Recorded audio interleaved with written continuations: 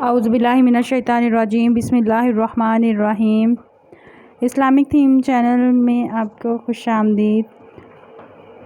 Islamic theme کے سامعین میری طرف سے السلام علیکم ورحمۃ اللہ وبرکاتہ۔ جس نے اس چینل کو سبسکرائب نہیں کیا، اس کو سبسکرائب کریں تاکہ ہر نئی آنے والی ویڈیو کا نوٹیفیکیشن بآسانی آپ تک پہنچ جائے۔ کین خان عرب میں اسلام سے پہلے جہاں ہر طرف برائیاں ہی برائیاں تھیں، وہاں کچھ اچھے لوگ بھی تھے، جن میں سے ایک حاتم طائی بھی تھا۔ حاتم کے بارے میں بے شمار کہانیاں بیان کی گئی ہیں، جن میں سے اگر مبالغہ نکال بھی دیا جائے پھر بھی حقیقت یہی ہے کہ حاتم کی سخاوت ضرب المثل ہے۔ اسلام میں حضرت عثمان رضی اللہ تعالیٰ عنہ کی سخاوت مثالی ہے۔ ان کے بارے میں بے شمار واقعات مشہور ہیں۔ یہ حقیقت یہ ہے کہ حضرت عثمان غنی کے مال و زر اور عطیات سخاوت کی وجہ سے اسلام کے پھیلاؤ میں بڑی سہولت پیدا ہوئی۔ حاتم کا تعلق طویٰ نامی ایک قبیلے سے تھا، اسی کی نسبت سے اسے حاتم طائی کہا جاتا ہے۔ وہ یمن کا حکمران تھا اور یمن کا علاقہ عرب سے جڑا ہوا تھا۔ وہ عرب پر ان دنوں نوفل نامی بادشاہ کی حکومت تھی۔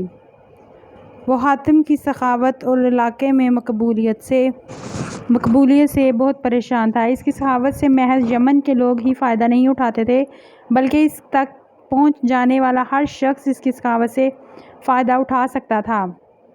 بہت سے لوگ تو محض اس کا امتحان لینے ہی اس کے پاس چلے جاتے اور وہ ہمیشہ ہر امتحان میں کامیاب ہوتا۔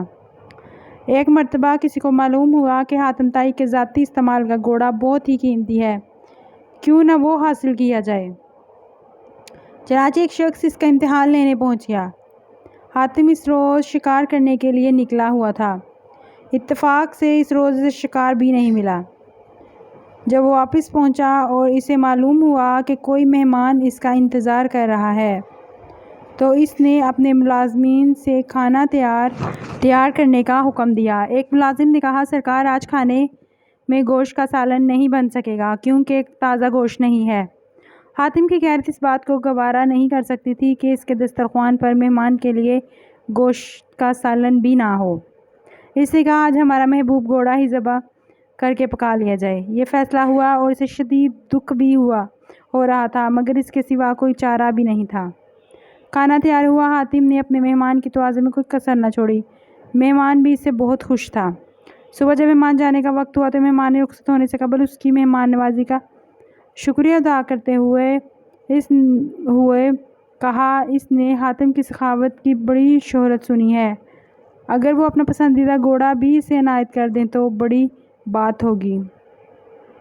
حاتم اس کی یہ بات سن کر کچھ افسردہ ہوا، مگر پھر کہنے لگا، میرے معزز مہمان، یہ فرمائش اگر آپ گزشتہ سال سے پہلے ہی کر دیتے تو اس کی تعمیل ضرور کرتا، مگر اب یہ ممکن نہیں ہے کیونکہ میرا پسندیدہ گھوڑا اب آپ کے پیٹ میں پہنچ چکا ہے۔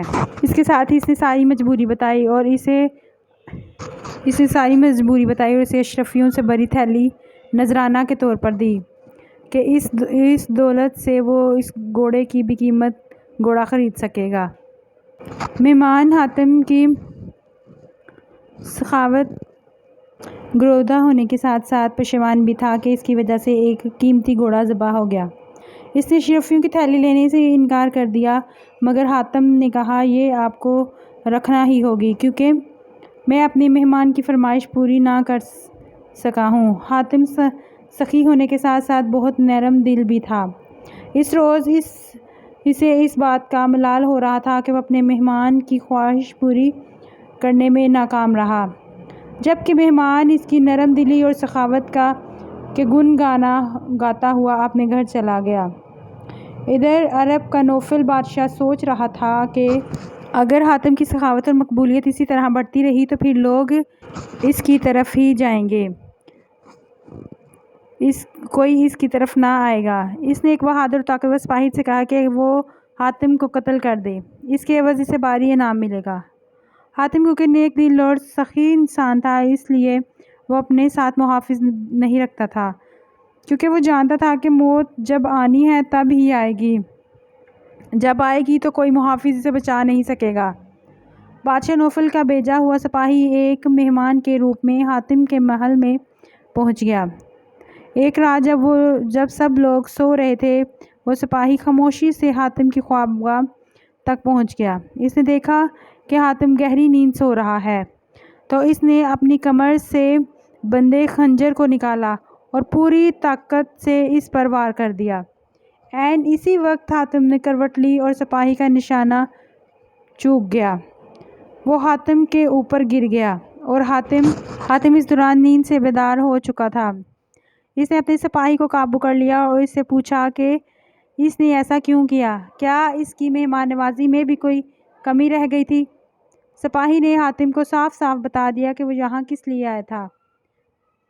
حاتم نے اسے کہا، مجھے قتل کر کے اگر تمہیں دولت ملتی ہے تو فوراً قتل کر دے، اس سے پہلے کہ میرے ملازم آ جائے اور تم مجھے مار سکتے ہو۔ میں مزاحمت نہیں کروں گا۔ سپاہی یہ سمجھ رہا تھا کہ اب اس کی موت آ گئی، کیونکہ وہ حاتم کی پکڑ میں اس کا نکل جانا ممکن نہیں تھا۔ حاتم کا یہ رویہ دیکھ کر سپاہی کہنے لگا، حضور مجھے معاف کر دیں، مجھ سے بہت بڑی غلطی ہوئی ہے، میں توبہ کرتا ہوں، آئندہ سے ہمیشہ آپ کا وفادار رہوں گا۔ حاتم نے نہ صرف اسے معاف کر دیا بلکہ اشرفیوں سے بڑی تھیلی بھی دی، کیونکہ اسے یہ گوارا نہیں تھا کہ اس کا مہمان اس کے گھر سے خالی ہاتھ جائے۔